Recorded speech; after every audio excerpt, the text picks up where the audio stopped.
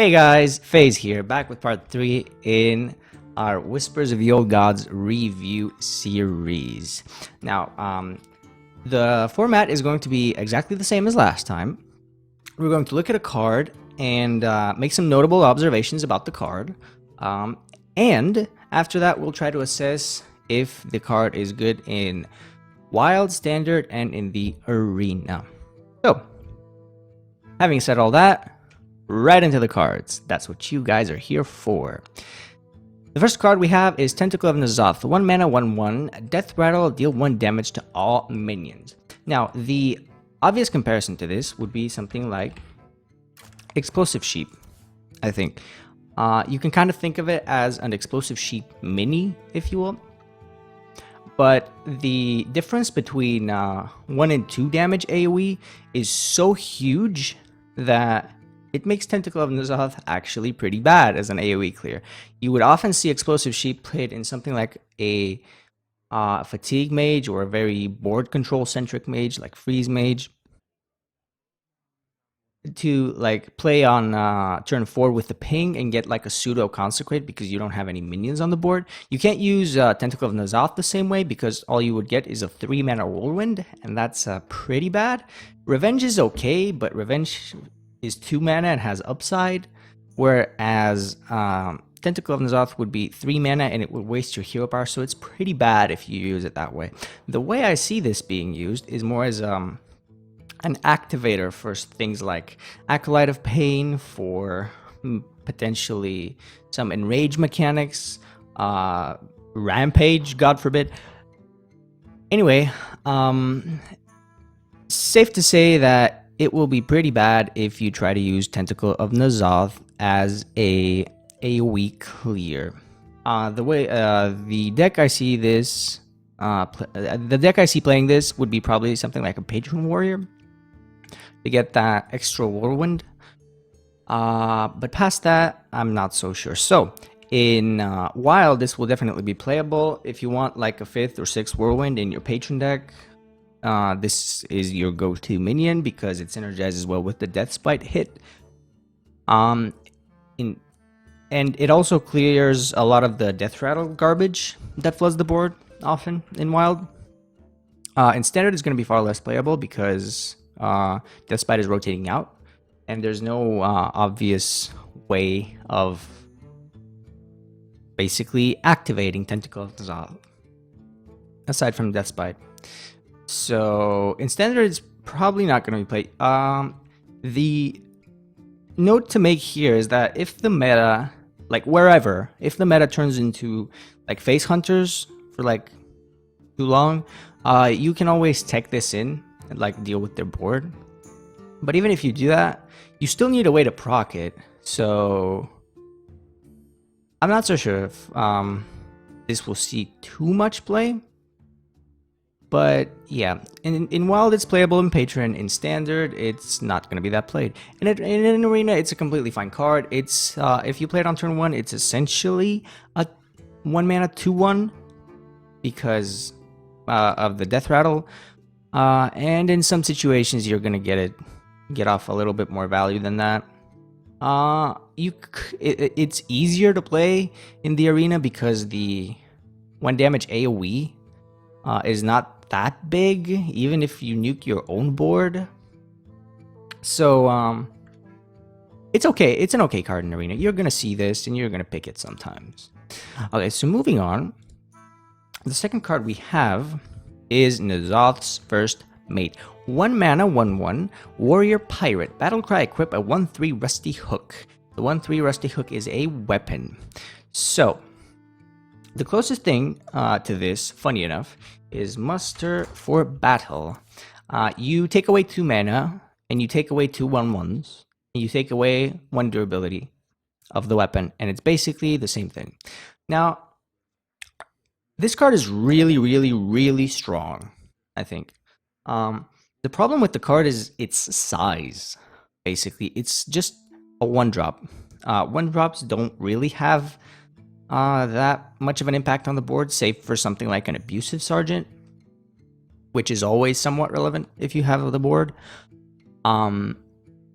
Basically, Muster is good in any stage of the game. Even in the late game, it's somewhat good because even in the late game, provided that you haven't completely lost the board, those 3/1/1s are extremely difficult to deal with efficiently. But so they can offer you that like last bit of chip damage that you need to close out the game in a paladin deck. Whereas with N'Zoth's first mate, it's just a 1-mana card, and you can only make 1-mana cards so powerful. For a 1-mana card, it's really good. Again, the problem is the card's size, if anything. In a potential very aggressive meta where there's like lots of leper gnomes and abusive sergeants and 1/1s and things like that, this is going to be king. This is a very strong anti-aggro tech. I don't think this is going to be playable with pirates because the 1/3 hook is not really a great buff target because you would need so many turns to get rid of the weapon, and by then, why wouldn't you just want to play your other weapons? So like things like Upgrade and Captain Greenskin, although they look good because of the high durability, you need like multiple of them to make this actually work. And yeah, so basically it's going to be an anti-aggro tool for the most part, I think. Okay, so let's go over it. Wild, this will see a good amount of play, I think, because of the implosions and muster for battles and whatnot, and haunted creepers even. Because warrior doesn't have a great way to deal with those.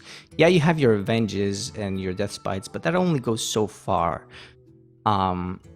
So this is a great way to stay on top of the early game and deal with improve the paladin matchup, which historically has been a pretty bad matchup for warrior as a whole. Now, in standard, I'm not sure this will see too much play. Again, if 2/1s and 1 health minions in general start dominating the meta, you will always just tech this in whenever that happens. So if that happens, then we'll see this card get played. But save for something like a paladin, over just completely dominating the meta.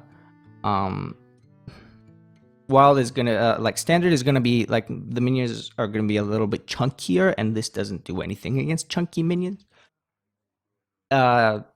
Notable observation: it's an execute enabler, but if you usually wanna execute high like big minions, right? So you don't really want to hit in with your face into big minions because you would lose like 6 life. Yeah, you gain let's say 4 tempo from the execute, but you don't want to really pay the life to just enable the execute in that way. And in arena, this is going to be a very, very good card. Not like zombie chow levels of good, but like slightly above Worgen Infiltrator levels of good. Because the 1/3 weapon is really good in the early game, especially in arena, and warriors have no way to deal 1 damage, and sometimes you don't even get that many weapons in warrior arena. And also in arena, you can sometimes like smack your face in with the 1/3 to just enable an execute, because warriors in arena have a problem of not having enough execute enablers, and this is going to fix that, and I really like that. In arena, it's a really strong card. In wild, it's a really strong card. In standard, a little bit less so, but overall this card is very, very good. Okay, so moving on, we have N'Zoth the Corruptor. It's an old god. I thought that was worth mentioning, and it's a 10 mana 5/7 battlecry. Summon your death rattle minions that died this game. Now, obvious problems with the card are that it's a 10 mana card. So 10 mana cards have to like impact the board, because as I mentioned in my previous video, the way you want to play Hearthstone usually is allocate some of your mana towards efficiently removing your opponent's board and some of it to developing your own. So when you use 10 mana, you cannot do anything to remove your opponent's board. So basically, that's the biggest issue with the card. So how do we fix that issue. Now, the effect is obviously very powerful, but how we fix that issue is basically we want things with taunt. We want things that have Death Rattle and taunt. So we would play things like Sludge Belcher, for example, or things like Deathlord are the obvious go-tos. Or in Paladin, things like Tyrion Forging. Because playing a taunt impacts the board immediately. It protects your face, it protects your N'Zoth. And yeah, that's about it. If you play it with, it's good if you play it with something like, let's say, Sylvanas. But first of all, your Sylvanas has to already be played. It has to have died. And then when you play it, you use 10 mana. And you don't really impact the board immediately. So, like, I get the I get the hype idea behind a play like that. But I don't think it's going to be too strong or it's going to be insanely strong, but it's not going to be too viable because you just use your 10 mana and you left your opponent's board unchecked for like a single turn, and in constructed that can often mean death. So yeah, that's about it. So you basically want to be playing this card with taunts. You could use something like Infested Tauren, but that's way too low power, I think. So for all those reasons that I mentioned, I think this card will see a lot of play in Wild, because basically every deck that runs Sludge Belchers is an okay place to put this card. Even if you summon one Sludge Belcher, you basically played a Sludge Belcher and a 5 mana 5/7, which is really good, right? For 10 mana, you basically played a taunt, you protected your face. If you get 2 Sludge Belchers to block, that's insane. But the place this is going to shine in is in fatigue decks. Something like Elise Warrior, Elise Priest, anything that runs Deathlord and Belcher, this is an auto include in. In Standard, for the reasons that I stated, for the reasons that Sludge Belcher and Deathlord are rotating out.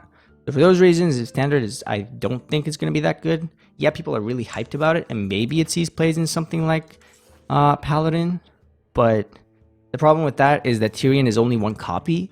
Like, you can't have 2 Tyrions in your deck. So the cases in which you get to turn 10 and Tyrion has died and you have to have drawn N'Zoth, it's like a pretty outlier case, I would say. So I don't expect it to see that much play in Standard. And in Arena, you're basically going to have to make the assessment of whether or not you have enough Death Rattle minions, or whether or not you have enough picks left in the draft to like put a priority on Death Rattle minions. So for example, if you get it in the late stages of the draft, you just make the assessment. Do I have enough Death Rattle minions? Do I have enough survivability? If so, okay, awesome. In the early stages of the draft, if it's the best legendary, you can pick it and then put priority on Death Rattle minions. Yeah, that's about it. In Arena, it's going to be playable in specific situations. It's not an auto pick by any means, but really excited about this card. Really looking forward to playing Fatigue Mage and Fatigue Warrior and Fatigue Priest. It is going to be so much fun to troll people with this. Okay. Next card we have is the Warlock Gachigasm Renounce Darkness. Okay, so let's get the obvious out of the way. Okay, this card is horrible. This card is just horrible, and let's elaborate a bit on why this card is terrible. First of all, you use 2 mana and a card to do nothing. Okay, basically you don't impact the board in any way. You don't impact card advantage in any way. You don't draw cards. You don't do anything. You basically just lose a card and spend 2 mana for this. So that's already pretty bad. So you're behind 2 mana. You're behind 1 card. Now the effect better be busted, and it's a 2 mana replace your Warlock hero power. No, your hero power, no matter what class you are, and Warlock cards with another classes. The cards cost 1 less. So if we take a look at the Warlock cards, most of them are actually pretty bad. And for example, Sacrificial Pact, or Corruption, or Blood Imp, God forbid. Blood Imp is not that bad of a card, but it's not really impactful. Reliquary Seeker is okay, but Peddler is good. Voidwalker is good. The problem, there's 2 problems with Warlock cards. First of all, most of them are bad to compensate for the Warlock hero power, because the Warlock hero power is arguably the strongest one in the game, in most cases. And the second part that's a problem is that the cards don't all go well together, right? You would not put, let's say, Power Overwhelming in a deck where you play, let's say, a Twisting Nether. Okay, so there are only so many good cards, good Warlock cards that you want to play, and there are like that's a smaller subset of all the cards already, and then you make that subset even smaller because some of the cards don't go well together. So putting all that together, the card is really bad. On top of that, you don't get to pick anything. Basically, you don't get to pick what class you get and which card from that class which cards from that class you get. Like, yeah, you net a lot of tempo in like super long term, but that's kind of like in Priest playing something like Shadow Form. I don't really have Shadow Form. Well, that's embarrassing. Yeah, playing something like Shadow Form in Priest, you will lose a card, you lose 3 mana, so they're kind of comparable, right? They're kind of comparable. You lose a card, you lose 3 mana, but you get something that is overpowered provided the game goes really long. The problem is, again, the randomness is not going to make that the card playable. It's one of those cards, it's kind of like an ancestral communion in like Druid, where it's like really over the top, really busted, or really complete trash. And I don't think it's over the top at all. So card's not going to be seeing play in Wild Standard or in the Arena. Next card we have is Spawn of N'Zoth. Oh, look at him. How cute. This little hentai monster that we have here. I mean, well, what? Anyway, it's a 3 mana 3/2. Death Rattle will give your minions +1/+1. Now, let's theorycraft for a second. Like, how many minions would you need to buff with this for it to be an okay card? And I would say at 2 minions, it's breaking even. At 2 minions, it's kind of like playing, let's say, an Ogre Brute. Right? It's kind of like the same. Except that you don't get... Ogre Brute has the drawback of 50% chance hitting the wrong enemy. And a Spawn of N'Zoth has the drawback of not getting the stats immediately. So I would say at 2 cards, at 2 buffs, it's basically breaking even. So it's going to be...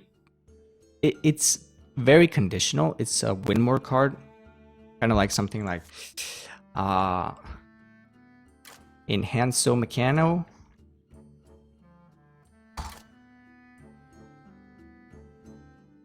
Look at my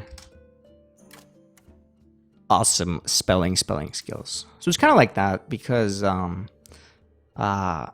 you basically use it whenever you're ahead on the board to like lock out a victory.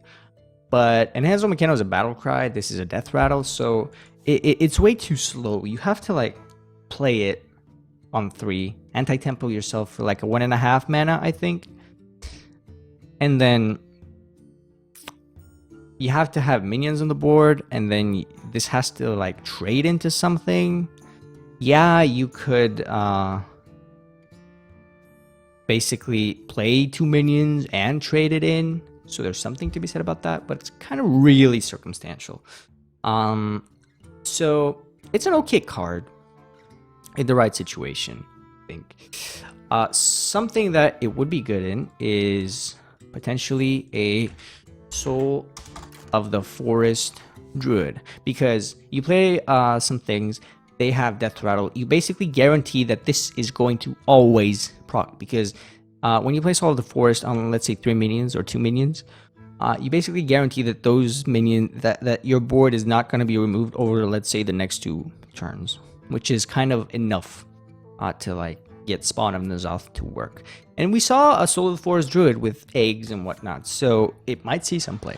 Now, is it going to see play in Wild? Yes, definitely. I think this will see some experimentation, if nothing else, in Wild. Simply because Wild is so token based. You have the Soul of the Forest, you have the eggs, the Ruben egg, the Dragon egg. You have many things that spawn tokens. You have the implosions, right? You have the implosions. So in Wild, it's definitely playable in certain situations. In Standard, not so much. You even have it with Muster.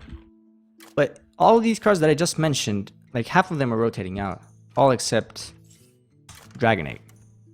So basically the card loses a lot of its viability because Standard is going to hit. So it's definitely playable in Wild, and it's definitely worth experimenting with. In Standard, not so much, because all the tokens are going away, and in the Arena, it's a pretty bad card. You can kind of look at it. Another way to look at it is like a newbie Seth, I think it is. Yeah, because it's kind of like the same thing, sort of. It's an understated minion that has Death Rattle buff your minions, or like a Dark Cultist, but it's weaker, I think, than the Anubiseth, because Anubiseth gives you 3+3 on a random minion, which only needs to, like, you only need 1 minion on the board to work. Whereas this, to get +3/+3, which is pretty good, to be honest, for that card, you need to have 3 minions. So if you have 3 minions and you can trade this away in a favorable way, you're already winning in the Arena. So I don't think this will see that much play in the Arena. I think it's pretty bad. So next card we have the Boogeymonster. Oh my goodness, is this card rap? Okay, so it's an 8 mana, 6/7. Okay, so what's an 8 mana? 8 mana card that has like a comparable stat line. I don't think I actually have it. It's the Foe Reaper 4000. Yes, I do not have it. Oh dear, the embarrassment is real. Foe Reaper 4000 is a really busted card if it gets to stick on the turn, on the board for 1 turn. The reason being is, if this card sticks on the board for 1 turn, your opponent is never dealing never going to have a board again until he removes this in some way, shape, or form. So let's compare that to the Boogeymonster. If the Boogeymonster sticks on the board, you kill 1 thing, maybe, and then it gets +2/+2. Yeah. And it has 2 less health. Yeah. So, and if your opponent trades into it, this does not gain. The effect does not proc, because this minion has to attack. It like devour the monster and get the buff. Combining all that, card is trash. Not going to see play anywhere. Arena constructed. Well, in Arena it could see play. In Arena it could see play simply because if your opponent doesn't kill it or doesn't have the board to kill it, you can basically start eating stuff. But I think more often than not, there are going to be better legendaries to pick. Sometimes you will have to pick this guy and you'll be like okay with it. In Arena, it's not that terrible, but in Standard and Wild, you will strictly hurt your win rate if you put this in your deck. Next we have Xaril, Poison Mind. This is a really cool card. It's a 4 mana 3/2. Battlecry and Death Rattle add a random toxin to your hand.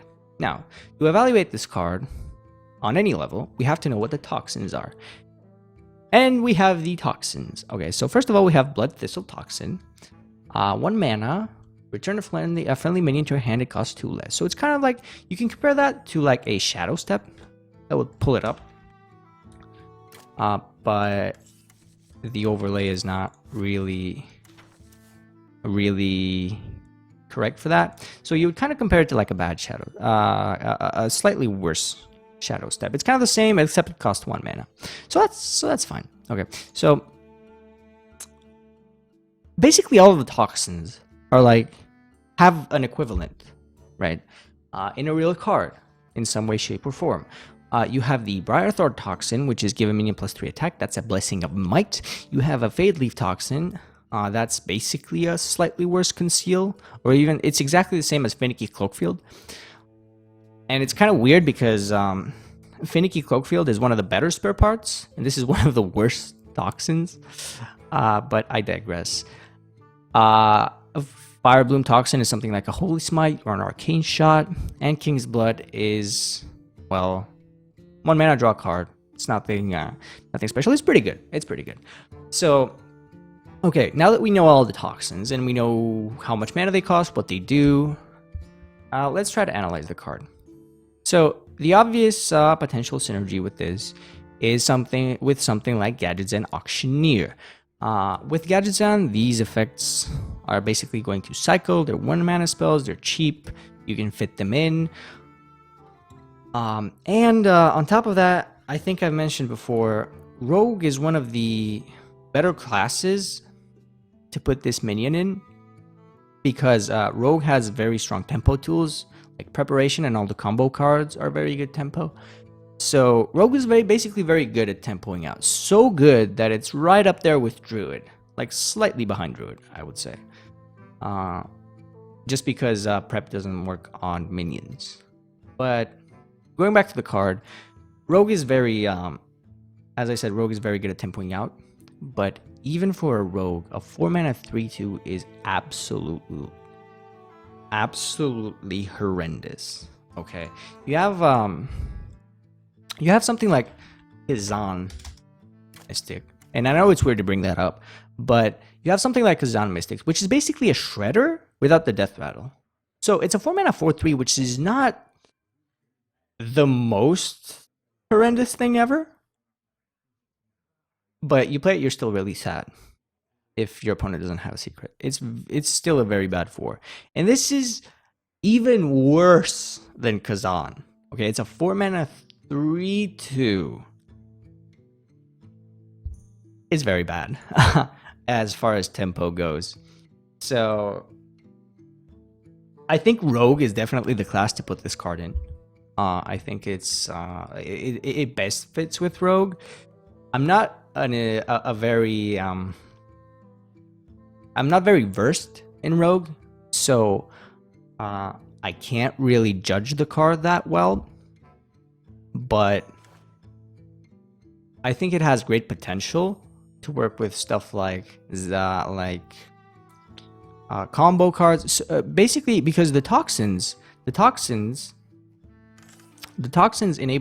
very good enabler for combo cards, right? They're very versatile. They're very good enablers for combos. They cycle with gadgets and yada yada yada. Very good. But if you look at it in a different way, you play Xaril for 4 mana, so that's already bad enough. And then you have to spend 2 more mana to get get the effect, the full effect of Xaril or Xaril. I'm not sure how that's pronounced. So basically, it's a 6 mana card. You can look at it as a 6 mana 3/2 gain 2 effects of this random effect pool, right? which is not bad because it's distributed across multiple turns, so it's kind of flexible, but it's a really slow card. It's a really slow card, but again, Rogue is definitely one of the classes that can make it work. If I get this in a pack, I'm definitely not going to disenchant it. It's going to be a very fun card to play. Also, there is the obvious synergy with Unearthed Raptor in Rogue, because well, it fits. It fits with the Death Rattle style Rogue that they're trying to that Blizzard is trying to push, trying to promote. The issue with that is that it's the curve is kind of backwards, right? And Xaril is not going to live for a turn, I don't think, because it has 2 life. 2 life is so little life.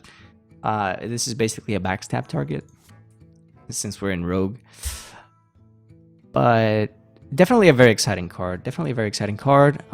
We will have I can't really judge this card too well, if I have to say. If I have to be honest, I can't really objectively judge this card because I'm not very versed in Rogue, as I said. But it's a very interesting card, and it's definitely worth a lot of experimentation with.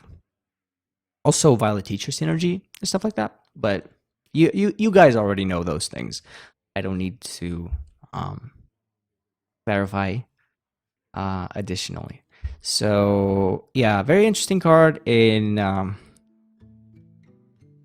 Wild, in Standard, and in Wild and in Standard. Okay, so if this card is viable, it's going to be viable in both places. And if this card is not viable, it's not going to be viable in any of those, because it's such an all over the place card that basically it kind of can fit into any deck.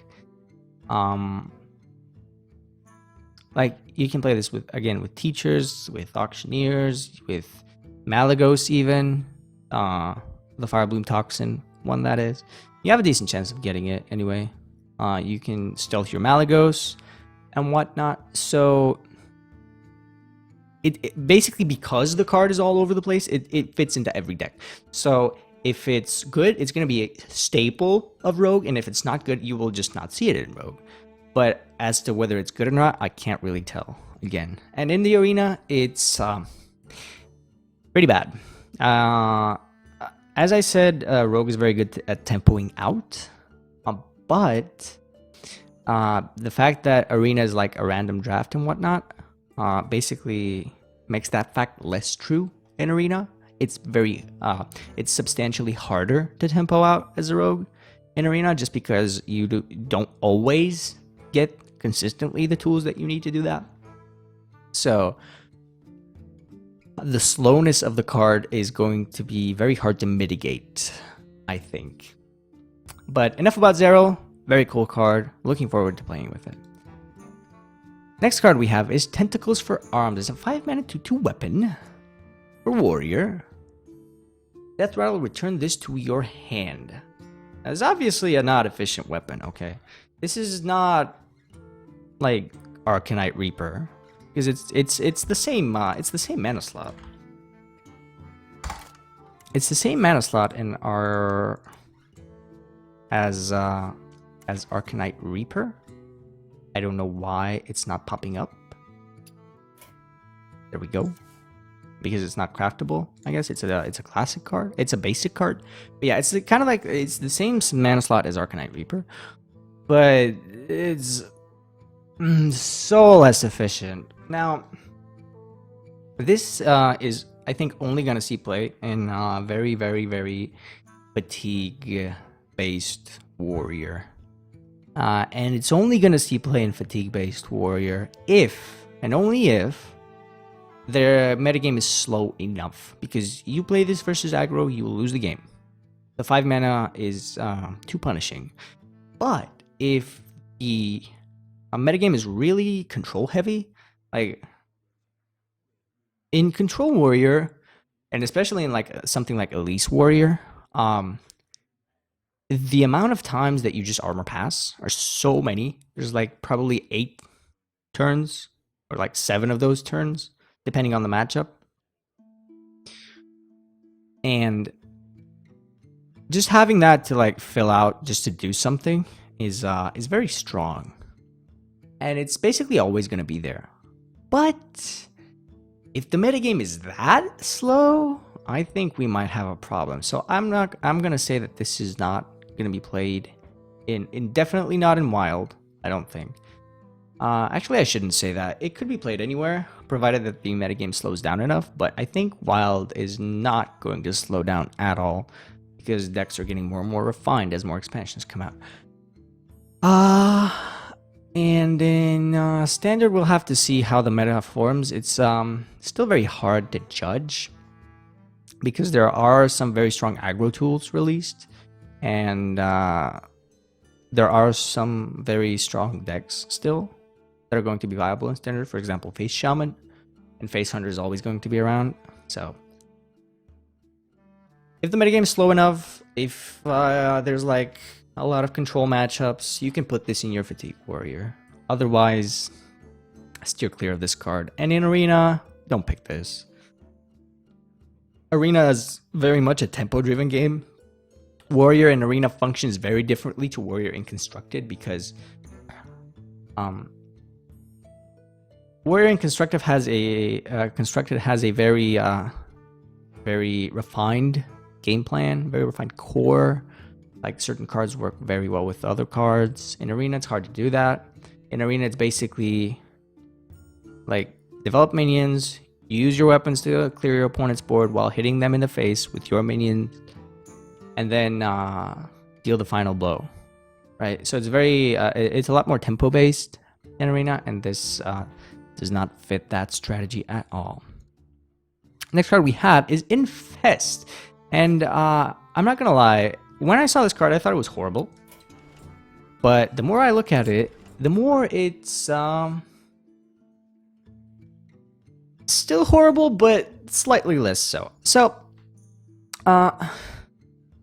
this is you can compare it to many things. Okay, so let's compare it to many things. Let's compare it to like the 5 mana the 5 mana Starving Buzzard.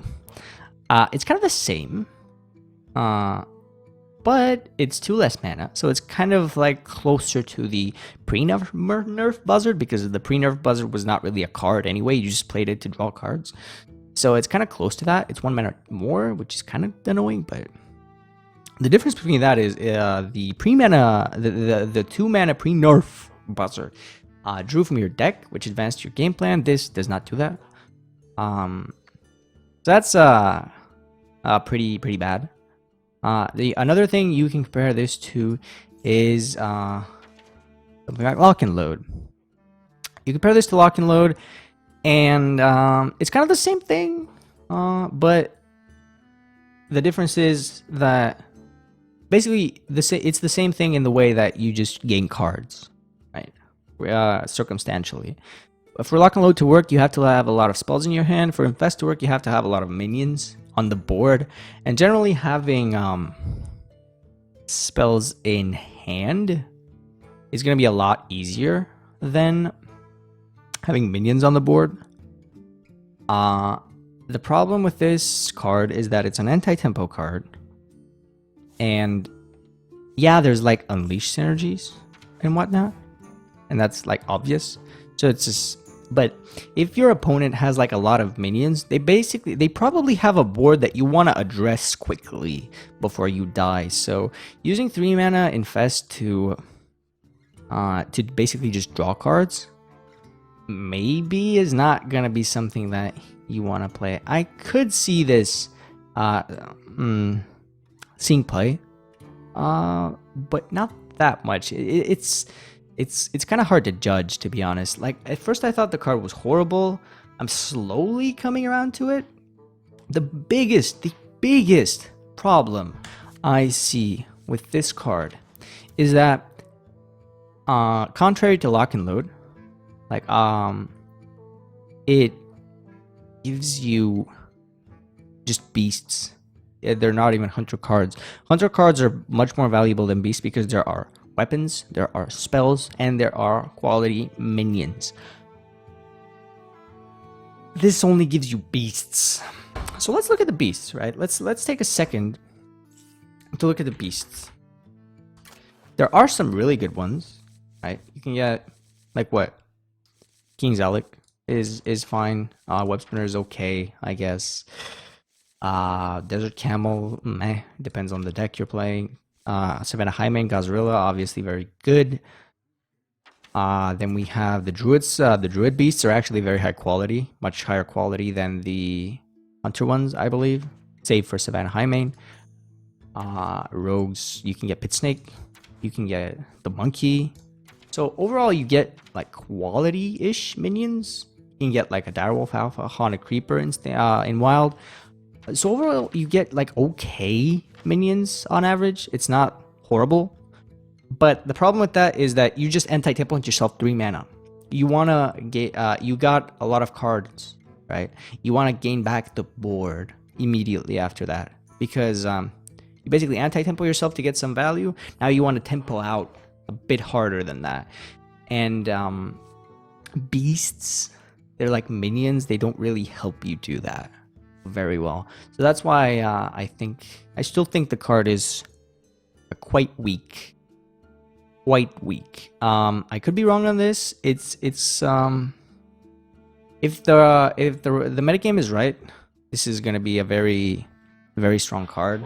If there's like a lot of value-oriented matchups. But if there's a lot of tempo-oriented matchups, this is obviously not going to be that good. And yeah, so in Wild, this is almost certainly not going to see play because Wild is way too refined, way too aggressive. If it sees play, it's going to be in Standard. Standard might be slow enough for this to work.